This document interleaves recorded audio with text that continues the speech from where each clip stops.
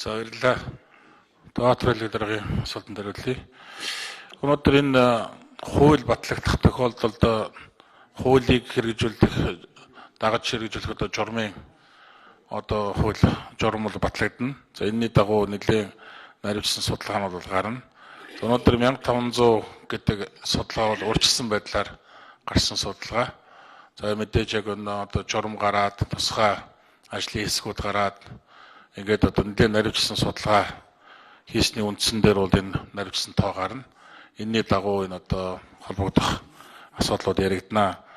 За энэ асуулын анхдагчдад зориулсан нөхөн олгорын асуудал бол баг гарахгүй байх гэж найдаж байгаа. Ягаад гэвэл судалгаа гараад анхдагчдад чиглэсэн судалгаа анхдагчдыг тодруулсан энэ тодруулга гараад яг эцсийн дүн тоо гараад ирэхээр хоёрхан нөхцөл энд тусгагдсан байгаа. Нэгдүгээрт өөрөө амьд сэрүүн байгаа.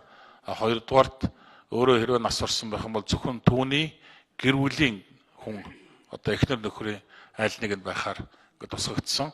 За хүүхдүүд буюу өв залгамжлах хэлбэртэй HC бусад хамаатан садан гэдэг ийм ойлголтыг бол энд оруулаг байгаа. Ягаад гэвэл урд өмнөх олон хуулийн хэрэгжилтүүдийг харж байхад бол яг энээс болж маш маргаан гардаг. Тийм учраас шууд өнөөдөр өөрөө буюу гэр бүлийн хүн гэсэн энэ шууд утгаар нь хэрэглэх боломжтой цаг үе байгаа учраас хуулийг бол тэгж уусруулж оруулсан юм аа.